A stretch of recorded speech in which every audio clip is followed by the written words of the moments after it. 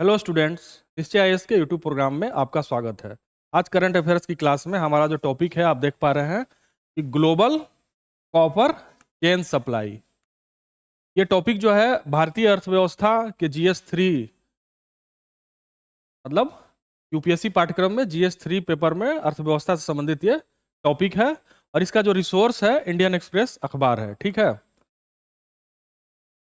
जैसा कि ये टॉपिक इसलिए लिया गया है क्योंकि वैश्विक स्तर पे वर्तमान में कॉपर का जो सप्लाई है, यानी कॉपर मतलब तांबे का जो सप्लाई है, वो प्रभावित है। ठीक है, अब प्रभावित होने से ये हुआ है कि भारत जैसे देश जो है अफ्रीका में इसकी जो उत्पादन की जो पट्टी होती है उसको प्राप्त करने की कोशिश कर रहे हैं। इस दौड़ में चीन और अमेरिका जैसे देश भी शामिल हैं। हम इस टॉपिक में देखेंगे कि भारत किस प्रकार से अफ्रीका में प्रयास कर रहा है कि वहां पर उत्पादन के लिए जो वहां की खनन पट्टी है उसको प्राप्त किया जाए, और किस तरीके से अमेरिका इसको प्रभावित करने की कोशिश कर रहा है, और साथ ही ग्लोबल कॉपर सप्लाई चेन को जो है चीन की भूमिका क्या है और चीन क्यों इस तरीके से इसको प्रभावित करने की कोशिश करता है।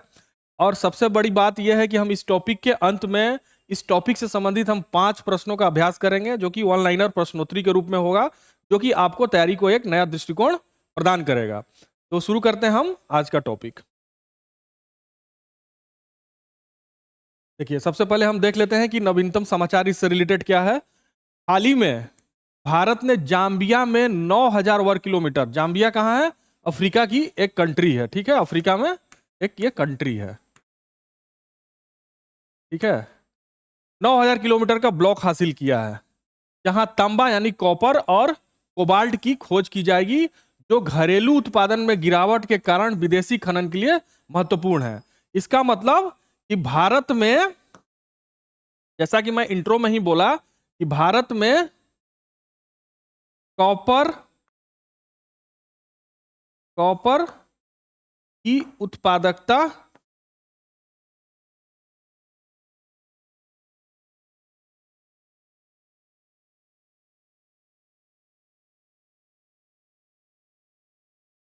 कॉपर की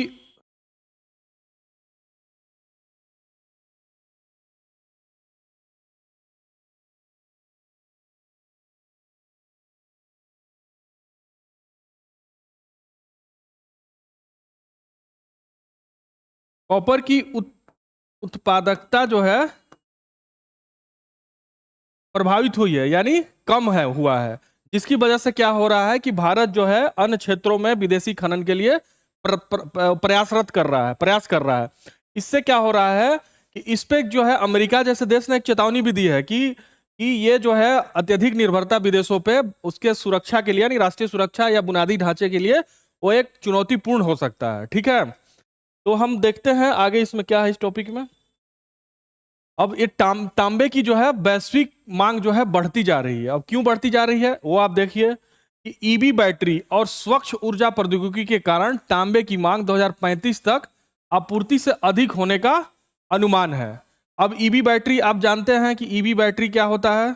ईवी बैटरी होता है कि जो व्हीकल होते हैं, जो आजकल जो पर्यावरण को देखते हुए ईवी वाहन की मांग बढ़ती जा रही है, तो ईवी वाहन जो है बैटरी से चलती है, तो उस बैटरी में जो है तांबे का प्रयोग होता है, तो जिसके वजह से तांबे की मांग बढ़ती जा रही है, और ऐसा अनुमान जताया जा रहा है कि 2035 तक जो आपूर्ति से अधिक होने का अनुमान है। ठीक है, उसी तरह भारत, चीन और अमेरिका जैसे देश आपूर्ति श्रृंखलाओं को सुरक्षित करने और घरेलू क्षमताओं को बढ़ाने के लिए दौड़ रहे हैं या प्रयासरत हैं।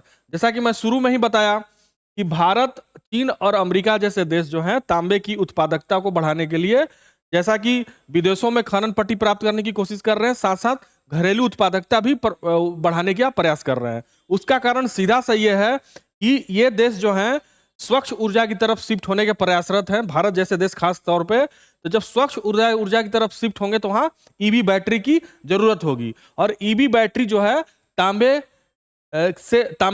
का उसमें जो है यूज होता है, तो इस वजह से तांबे की मांग और भी बढ़ेगी। ठीक है, अब देखिए इसका अगला लाइन क्या कह रहा है कि पुनर्चक्रण और वैकल्पिक बैटरी हेतु रसायन विज्ञान से मदद मिल सकती है, लेकिन वैश्विक मांग को पूरा करने के लिए प्राथमिक खनन अभी भी महत्वपूर्ण है। ठीक है, जो मान लीजिए कि पुरानी बैटरी है उसको रिसाइकिल करके हम नया बैटरी बना सकते हैं, उसमें हमारा जो केमिस्ट्री साइंस है वो मदद भी कर सकता है। लेकिन अभी भी जो हमारा जो वैश्विक मांग इतना है, उसको पूर्ति करने के लिए हमारा जो है प्राथमिक खनन ही सबसे महत्वपूर्ण है, उसको बनाए रखना पड़ेगा। अब देखिए जाम्बिया जो देश है, अब अगला जान लीजिए कि जाम्बिया में जो भारत का तांबा या कॉपर का जो अन्वेषण है वो कहाँ है, उसका अवस्थिति क्या है, उसका क्या सिस्टम है। देखिए भारत सरकार से सरकार सौदे से, मतलब भारत ने क्या किया है कि गवर्नमेंट टू गवर्नमेंट जो है ये सौदा किया है। मतलब जाम्बिया सरकार से एक तरीके से एक समझौता हुआ है, जहां जाम्बिया के उत्तर पश्चिमी प्रांत में 9,000 वर्ग किलोमीटर का ब्लॉक हासिल किया है। मतलब वहां पे क्या कर सकता है ये कि तांबे का अन्वेषण कर सकता है, तांबे की खोज कर सकता है। और भारतीय भूवैज्ञानिक सर्वेक्षण इस साइट का अन्वेषण करेगा जो दिल्ली के आकार से 6 गुना बड़ा है। जो वहां प्राप्त किया है 9,000 किलोमीटर, वो दिल्ली के आकार से भी 6 गुना बड़ा है। इस तरीके से आप समझ सकते हैं कि कितना बड़ा ब्लॉक है। तो भारत की जो आवश्यकता है आने वाले समय में, उस आवश्यकता को देखते हुए भारत ये लगातार प्रयास कर रहा है। ठीक है, अब इसमें देख लीजिए कि कापर बेल्ट प्रांत में वेदांता समूह के पास पहले से ही एक बड़ी तांबे की खदान है। मतलब ये जो हमारा वेदांता समूह है भारत का, वहां जो एक बड़े कॉपर की खदान पहले से ही उसकी पट्टी प्राप्त कर चुका है। ठीक है, जाम्बिया प्रांत के जाम्बिया तांबे के उत्पादन में विश्व स्तर पर 7वें स्थान पे है। अब जाम्बिया का आप ऐसे समझ सकते हैं कि विश्व में जो है इसका 7वां स्थान है। इसको आप जो है पीटी के लिए भी ये महत्वपूर्ण है, इसको आप नोट कर सकते हैं कि 7वां स्थान पे है।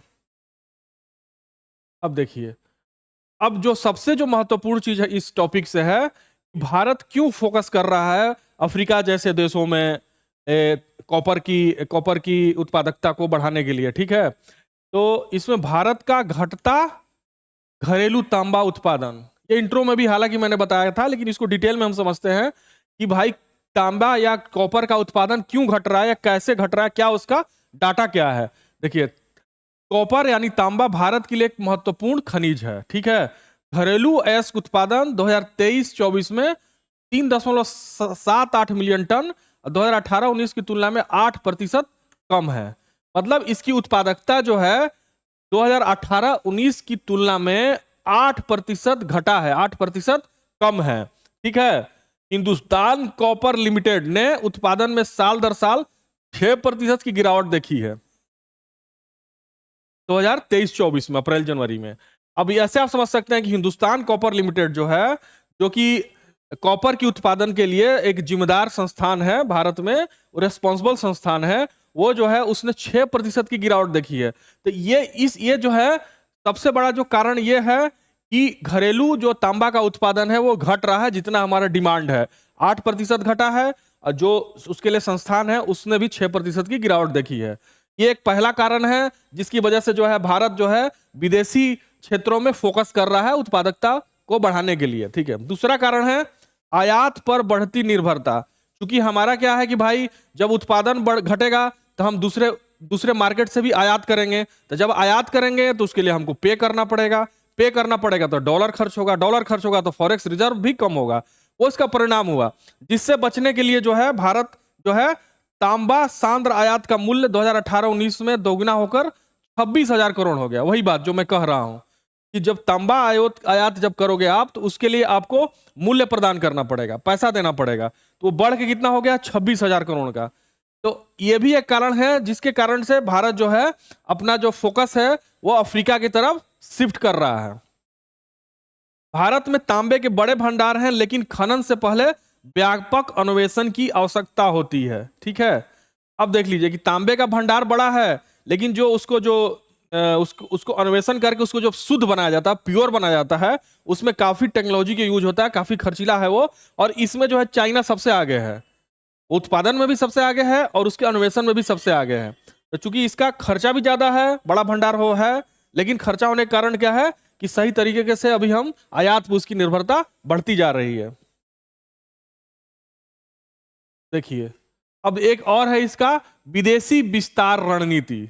भाई अब इसमें क्या है कि भारत जो है ऐसे ऐसे देशों में जा रहा है, जैसे मान लीजिए कि अफ्रीका क्या है कि अफ्रीका में जो रिसोर्सेज है उस रिसोर्सेज को इस्तेमाल करने के लिए क्या हुआ कि हम विदेश में अब विस्तार कर रहे हैं अपनी रणनीति के तहत कि भाई वहाँ चाइना पहले से ही अपनी उपस्थिति बढ़ाया हुआ है, तो हम अपनी उपस्थिति बढ़ाएंगे तो हमारा भी कहीं ना कहीं रणनीतिक रूप से वो एक एड ऑन होगा।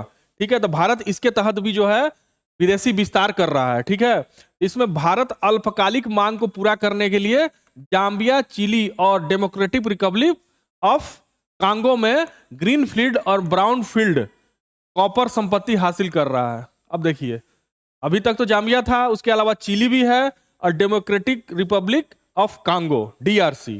ठीक है, ये उच्च श्रेणी के भंडार हैं और खनन के अनुकूल वातावरण तेजी से परियोजना की विकास की अनुमति देते हैं। ये उच्च श्रेणी के खनन है। ठीक है, हालांकि भू राजनीतिक जोखिम विदेशी निवेश के लिए चुनौतियां पेश करते हैं। वही भू राजनीतिक कारण है कि भाई यहाँ पे चीन की भी उपस्थिति है अफ्रीका में, आप जानते हैं चीन की उपस्थिति है, तो भारत भी वहां पे जा रहा है, तो कहीं ना कहीं दोनों में चुनौती भी आएगी एक दूसरे के लिए, तो ये एक भू राजनीतिक चुनौती मिलती है। ठीक है, लेकिन उसमें क्या है भाई, भू राजनीतिक चुनौती मिलेगी, उसके बावजूद भी हमको प्रयास तो करना ही है अपनी उत्पादकता को बढ़ाने के लिए, अपनी रणनीति को इस तरीके से बनाएंगे कि हमारी उपस्थिति अफ्रीकन मार्केट में भी हो। ठीक है, अब देखिए महत्वपूर्ण खनिजों में अफ्रीका की बढ़ती भूमिका। जो महत्वपूर्ण खनिज हैं, एक तो कारण आपने ये समझा अभी तक कि विश्व में ग्लोबल मार्केट में जो कॉपर की उत्पादकता है या मांग है वो प्रभावित हुई है। उसके लिए जो भारत जैसे देश खासकर अफ्रीका में प्रयास कर रहे हैं, और जाम्बिया में भारत को 90,000 वर्ग किलोमीटर का एक खनन पट्टी भी प्राप्त हो गया। अभी तक ये समझा आपने। और दूसरा आपने समझा कि भारत क्यों प्रयास कर रहा है अफ्रीका में या विदेश में क्यों विस्तार कर रहा है, उसमें कई प्रकार के कारण आपको निकल के आए। अब इसमें आपको चूंकि सबसे बड़ी चीज ये है कि अफ्रीका की बढ़ती भूमिका एक हो रही है कि जितने भी इंपॉर्टेंट खनिज हैं उन खनिजों में अफ्रीका की भूमिका बढ़ रही है, यानी वहां पे नए नए खनिज के जो खदान है वो खोजे जा रहे हैं। ठीक है, तो अगला हम यही टॉपिक समझते हैं इसमें कि महत्वपूर्ण खनिजों में अफ्रीका की बढ़ती भूमिका है, जिसमें तांबा यानी कॉपर, लिथियम और प्राकृतिक ग्रेफाइट उत्पादन में अफ्रीका की हिस्सेदारी बढ़ रही है। ठीक है, पहला पॉइंट, कांगो लोकतांत्रिक गणराज्य यानी डीआरसी वैश्विक कोबाल्ट का 70% और वैश्विक कॉपर का 16% उत्पादन करता है। अब देख लीजिए, अब ये जो डीआरसी है, DRC democratic Republic of Congo, वैश्विक कोबाल्ट का, ठीक है, वैश्विक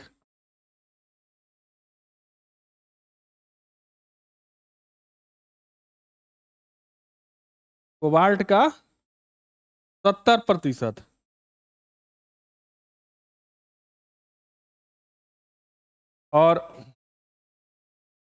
और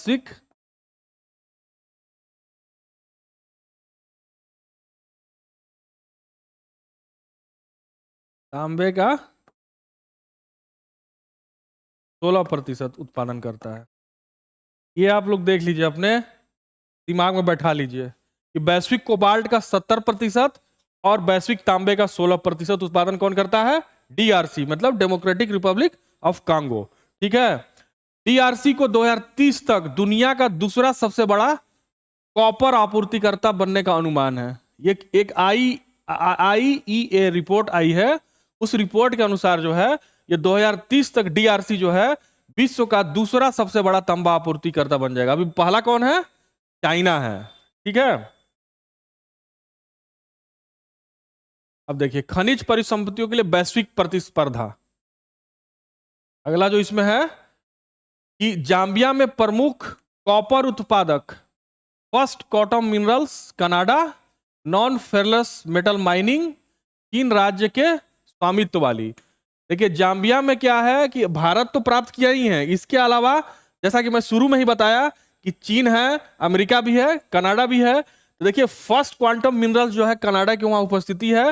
ये दो कंपनियां हैं, एक जो है कनाडा की कंपनी है फर्स्ट क्वांटम मिनरल्स और चाइना की कंपनी है नॉन फेरस मेटल माइनिंग।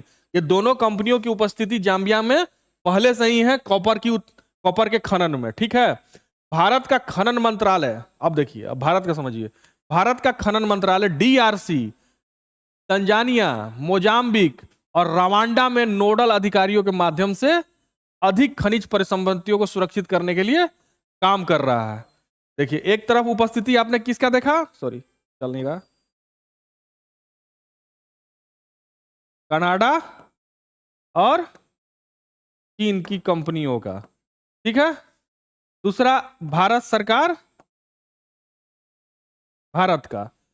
अब ये पहले से ही वहां की कंपनियां काम कर रही हैं। अब भारत जो है डीआरसी, तंजानिया और मोजाम्बिकिया में और रवांडा में, जो कि ये महत्वपूर्ण देश हैं, वहां के अफ्रीका के महत्वपूर्ण देश हैं डीआरसी, तंजानिया, मोजाम्बिक और रवांडा, ठीक है। इन देशों में जो है भारत वहां के नोडल अधिकारियों के माध्यम से प्रयास कर रहा है कि वहां की खनिज परिसंपत्तियों को सुरक्षित किया जा सके। क्योंकि अभी अभी अब पिछले पैराग्राफ में आपने देखा कि आने वाले समय में जो है डीआरसी जो है 70% कॉपर की उत्पादकता कर सकता है, ठीक है, और दूसरा सबसे बड़ा सप्लायर हो जाएगा।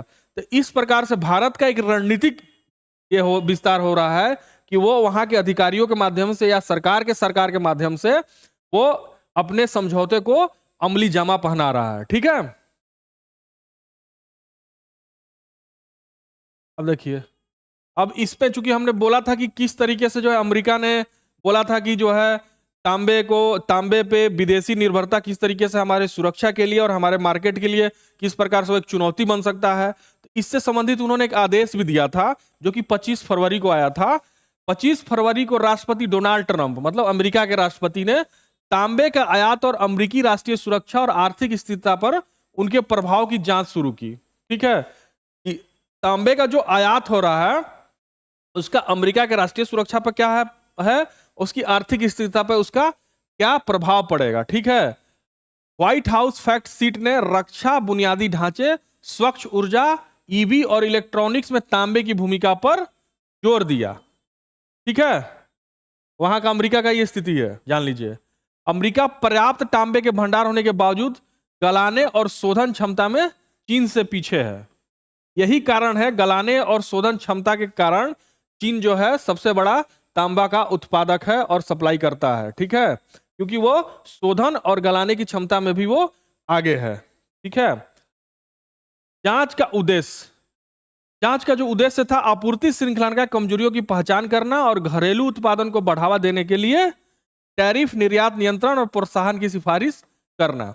अब जैसा कि अभी जब से वो राष्ट्रपति बने हैं तमाम तरह की टैरिफ की भी घोषणा कर रहे हैं और हो सकता है कि उसी नीति के तहत जो है घरेलू उत्पादकता को बढ़ाना है। साथ साथ जो हम टैरिफ जो हम आयात करते हैं उस पर जो उच्च टैरिफ लग रहा है उसको भी जो है जस्टिफाई करना है, उसकी भी जांच करना है। इस वजह से इन्होंने एक कार्यकारी आदेश दिया था कि जो तांबे की उत्पादकता है या जो आयात है उसकी जांच की जाए कि उसका अमेरिका के राष्ट्रीय सुरक्षा पर या अमेरिका के आर्थिक स्थिरता पर क्या फर्क पड़ता है या क्या प्रभाव पड़ता है, ठीक है। अब देखिए, चीन द्वारा अत्यधिक क्षमता को नियंत्रित करने का प्रयास, जैसा कि अभी आया पिछले पैराग्राफ में ही कि चीन जो है दोहन करने में और इसका जो शुद्धि जो किया जाता है उत्पादकता करने के बाद उसमें सबसे ज्यादा आगे है चीन। तो अब देखिए कि किस तरीके से वो इसको नियंत्रण करने का भी करता है। चीन वैश्विक तांबा प्रगलन के 50 से अधिक प्रतिशत को नियंत्रित करता है। जो प्रगलन होता है, भाई प्रगलन करेंगे तभी वो शुद्ध होगा, प्योर तांबा होगा। जब प्योर तांबा होगा तभी आप उसको यूज कर पाएंगे। तो उसमें जो है 50% से अधिक क्षमता का वो दोहन करता है, 50% से अधिक क्षमता को नियंत्रित करता है। लेकिन उपचार और शोधन शुल्क में गिरावट और आपूर्ति मांग के अंतर का सामना कर रहा है। उसका उत्पादन ज्यादा है लेकिन ये शुल्क का एक सामना कर रहा है। साथ ही साथ आपूर्ति हो सकता है ज्यादा हो, मांग कम हो, तो उस वजह से उसकी वो जो है उसमें रिसेशन आएगा, तो उसको जो है वो इससे प्रभावित है, इफेक्टिव है, ठीक है। अतिरिक्त प्रगलन क्षमता ने मार्जिन को कम कर दिया जिससे संचालन कम व्यवहार हो गया है। अब समझिए कि मान लीजिए कि आपका सप्लाई ही ज्यादा हो जाएगा डिमांड से, तो कहीं ना कहीं क्या होगा कि वो आपका जो है मार्केट सुसुप्त होगा, उसका डिमांड वो जो है आपके लिए बेहतर नहीं होगा बाजार के लिए। तो वही हुआ है इसमें। अत्यधिक प्रगलन क्षमता 50% अधिक को नियंत्रित करता है। उसमें क्या है कि व्यवहारिक नहीं रह गया है, वो जो है उसमें कहीं ना कहीं गिरावट आई है उसमें, ठीक है। अब हम लोग इससे रिलेटेड जो है ऑनलाइन प्रश्नोत्तर करते हैं जिससे आपको इस टॉपिक में और क्लैरिटी आ जाएगी कि ये टॉपिक में क्या क्या चीजें थी और क्या क्या फैक्ट्स था, और वो फैक्ट्स आपके प्रारंभिक परीक्षा में बहुत ही महत्वपूर्ण रोल अदा करेगा और एक अच्छा एक दृष्टिकोण आपको देगा, जिसमें अगर आप ये टॉपिक समझे हैं तो इसमें पहला प्रश्न आप देख पा रहे हैं कि तांबे की मांग क्यों बढ़ रही है। देखिए, जिसके इसका उत्तर है ईवी बैटरी, स्वच्छ ऊर्जा और औद्योगिक अनुप्रयोगों में इसकी महत्वपूर्ण भूमिका के कारण कॉपर की मांग बढ़ रही है। सीधा सा इसका उत्तर है। अब आपके दिमाग में क्लियर हो जाना चाहिए, हमने बताया भी था कि क्यों जो है तांबे की मांग बढ़ रही है, क्यों जो है सप्लाई इफेक्ट हो रहा है। यही है क्योंकि मांग ज्यादा है वैश्विक स्तर पे, ठीक है। और उसका कारण क्या है कि ईवी बैटरी, स्वच्छ ऊर्जा और औद्योगिक अनुप्रयोगों में इसका प्रयोग होता है बड़े स्तर पे। दूसरा जो प्रश्न है, भारत विदेशों में तांबे के खनन में निवेश क्यों कर रहा है, इस पे भी मैंने आपको बताया। देखिए, इसका क्या है, भारत का घरेलू तांबे का उत्पादन घट रहा है, पहला कारण, जिससे आयात पर निर्भर हो रहा है, जिससे जाम्बिया, चिली और डीआरसी में निवेश को बढ़ावा मिल रहा है। दो कारण इससे निकला, घरेलू तांबे का उत्पादन कम हो रहा है, एक और आयात पर निर्भरता हो रही है, जिसके कारण भारत जो है जाम्बिया, चिली और डीआरसी जैसे देशों में निवेश को बढ़ावा दे रहा है, ठीक है। तीसरा जो प्रश्न है, अमेरिका तांबे की आपूर्ति के जोखिमों को कैसे संबोधित कर रहा है। देखिए, अमेरिका कैसे संबोधित कर रहा है, अमेरिका तांबे के आयात की कमजोरियों की जांच कर रहा है और घरेलू उत्पादन को बढ़ावा देने के लिए टैरिफ, निर्यात नियंत्रण और प्रोत्साहन पर विचार कर रहा है, ठीक है। घरेलू उत्पादन को बढ़ावा देने के लिए वो प्रयास कर रहा है, ताकि घरेलू उत्पादन ज्यादा बढ़ेगा तो हम अपने आप, हमारी जितनी मांग है उतनी पूर्ति हो पाएगी, ठीक है।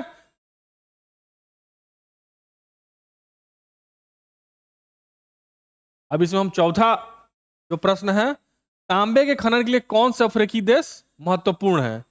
ये भी फैक्ट है, जिसमें डीआरसी है, जाम्बिया है, तंजानिया है, जो समृद्ध कॉपर के भंडार और खनन बुनियादी ढांचे के कारण वैश्विक निवेश को आकर्षित कर रहे हैं। देखिए, उनके पास तो तांबे का भंडार है ही है, लेकिन साथ साथ जो खनन के लिए बुनियादी ढांचे होती है, जो उसके लिए सपोर्ट करता है, वो उनके पास बुनियादी ढांचे भी हैं। तो बुनियादी ढांचे जब रहेगा तभी तो, मान लीजिए कि हम यहाँ पे हम मान लीजिए कि जैसे झारखंड है, झारखंड में बहुत ज्यादा कोयला पाया जाता है, ठीक है। अगर कोयला पाया जाता है, अगर वहां पे इंफ्रास्ट्रक्चर डेवलप नहीं हुआ होता सही तरीके से, तो हम क्या कोयला का खनन कर पाते, नहीं कर पाते।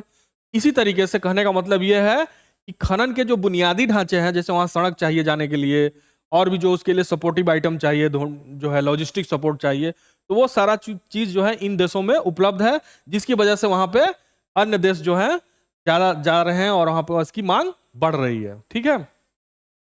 पांचवा प्रश्न है, चीन तांबे की गलाने की क्षमता को क्यों सीमित कर रहा है, ठीक है।